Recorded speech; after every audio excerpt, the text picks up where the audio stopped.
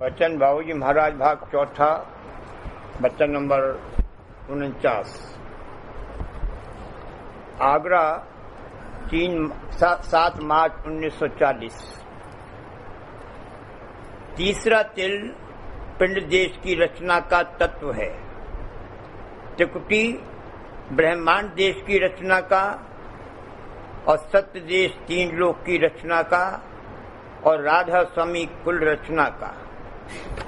अगर संसार की वासना, चाह, चिंता, भय से रिहा होकर पूर्ण अंग में आपा सहज जल कमल में मुंतकिल हो जाए तो वहां का शब्द सुनाई दे। इसी तरह जिस घाट पर आपा मुंतकिल हो जाएगा उस घाट के रूप के दर्शन होंगे और उस घाट का शब्द सुनाई देगा। जो जिस घाट का तत्व है उसका ज्ञान यानी सार तभी प्राप्त हो सकता है जब उससे नीचे के घाट के मलिन मन और वासना और चाह का नाश हो। अंतःकरण के घाट पर स्थूल मन और इंद्रियां हैं और मलिन भोग विलास आदि में उनका झुकाव और बर्ताव होता है। उनका रुख बदले और उनका नाश हो तब तीसरे तिल पर जो चंद्र रूप है उसका दर्शन प्राप्त हो। वो इस रचना यानी पिंड देश का तत्व और सार है। ब्रह्मांड की रचना का तत्व त्रिकुटी में है और उसका निर्मल रूप पार ब्रह्म पद में है। पिंड, अंड और ब्रह्मांड यानी 3 लोक की रचना की शक्ति सत्य लोक से आई है। वह 3 लोक की रचना का तत्व है। वही 3 लोक की रचना का कर्ता और कारण है। राधा स्वामी पद जो कि असली अनाम, अबोल और अकर्ता है, कुल रचना का तत्व और सार है। अगर संसार और संसारी वस्तुओं और पदार्थों की वासना और चाह को नाश करके या कम करके चिंता और भय से अपने को रिहा नहीं कर लिया है तो तीसरे तिल और सहज जल कमल पर जो तत्व विराजमान है उसका रूप और शब्द नहीं दर्श सकता और नहीं सुनाई दे सकता। पूरे तौर पर मन, वासना और इच्छा का नाश हो जाए और पूर्ण अंग में आपा इस घाट से तीसरे तिल या सहज जल कमल पर मुंतकिल हो जाए तो वहां के आकाश में जो रूप है उसके दर्शन और वहां जो शब्द की धार आ रही है उसका शब्द जरूर सुनाई देगा। इसी तरह जिस घाट पर आपा मुंतकिल हो जाएगा उस घाट के रूप के दर्शन होंगे और शब्द सुनाई देगा। वैसे पूरे तौर पर आपा मुंतकिल नहीं होता है, इतना तो रह ही जाता है कि जिसके सिलसिले और जरिए से देह में फिर उतर कर आ सके। पूरे तौर पर देह से सिलसिला तो मृत्यु के वक्त ही टूटता है। उस समय अगर संसारी वासना और चाह नहीं बाकी रही होगी या इस कदर काट दी होगी कि प्रबल और पुष्ट न होगी तो सहजदल कमल का रूप जरूर दर्शेगा और शब्द भी सुनाई देगा और वहां टिक सकेगा। पूरे तौर पर मृत्यु सहजदल कमल में पहुंचकर ही होती है। वहां की आबो हवा का असर कुछ काल तक लेकर फिर जन्म धारण करेगा और अब जो आइंदा जीवन और जिंदगी होगी वो बड़ी खूबसूरती से तय होगी और पहले की कमाई जब वक्त आवेगा थोड़े ही अरसे के अभ्यास और सत्संग, दर्शन वगैरह से खुल जाएगी और आगे तरक्की होगी। किस मुद्दत तक सहजल कमल में बासा मिलता है इसका कोई नियम नहीं है, मगर उम्मूमन उतने अरसे तक वहां टिकाया जाता है जितने में कि उस घाट की निश्चलता, निर्मलता, धीरज और धैर्य अवस्था इसके स्वभाव में आ जावे तब फिर जन्म लेता है और आगे की तरक्की की कार्रवाई करता है। पूरे तौर पर मन की वासना और चाह को नाश कर देना और काट देना कोई खेल खिलवाड़ नहीं है और आनंद फानंद नहीं हो सकता।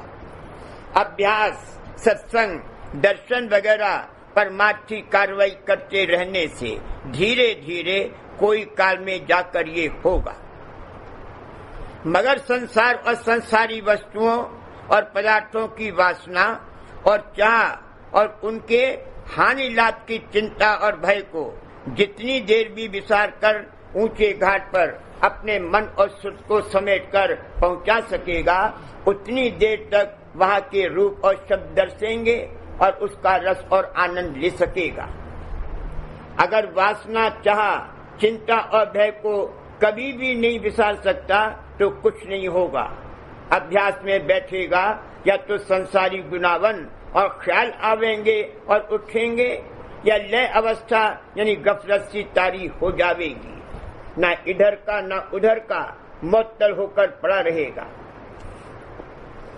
अक्सर सत्संगियों की शिकायत आया करती है कि कुछ रस और आनंद नहीं मिलता, कुछ दिखाई नहीं देता, कुछ सुनाई नहीं देता। वजह इसकी ये है कि वे संसार और संसारी वस्तुओं और पदार्थों की वासना, चाह, चिंता और भय में इस कदर ग्रसित हैं कि किसी भी वक्त, यहाँ तक कि जब अभ्यास में बैठते हैं उस वक्त में भी जरा देर के लिए भी इनको नहीं बिसर सकते। मगर इससे घबराने या ना उम्मीद होने की कोई बात नहीं है। मन और इंद्रियों को कसकर और उन पर काबू और इख्तियार लाकर रगड़ और मेहनत के साथ अभ्यास करें तो राधा स्वामी जाल की दया से धीरे धीरे चित्त लगने लगेगा और रस और आनंद भी आवेगा। ये पहला दर्जा है, इसमें जतन की मुख्यता है। यानी जतन और मेहनत करो तो कभी कभी रूप और शब्द दर्शेगा। यही अभ्यास बढ़ते बढ़ते यानी मन और सूरत को ऊंचे घाट पर पहुंचाते पहुंचाते जब वे वहां टिकने लगे और वहां कुछ ठौर ठिकाना मिले और होते होते जब आधे से ज्यादा सुरत को वहां पहुंचा सके और ठहरा सके, तब ये अवस्था प्राप्त होगी कि हस्ब दिल ख्वाह मन और सुरत को ऊपर के घाट पर पहुंचाकर रस और आनंद ले सकता है। यह दूसरा दर्जा है। जब चाहा तब अपने आपे को ऊपर के घाट पर मुंतकिल करके वहां के रूप और शब्द का आनंद लिया और जितनी देर चाहा वहां की आबो हवा में रहकर ताजगी और फरत हासिल की और जब चाहा तब नीचे देह में उतरकर यहाँ का कामकाज किया। तब अभ्यास बा इख्तियार खुद हो जाएगा। ये बड़ा भारी दर्जा और दया का इजहार है। ये अवस्था प्राप्त होने पर संसार के कामकाज वगैरह जरा सी तवज्जो करने में बड़ी उम्दगी से अंजाम दे सकेगा और यहाँ की चिंता, भय, थकान वगैरह बहुत कम व्यापेगी या बिल्कुल नहीं व्यापेगी।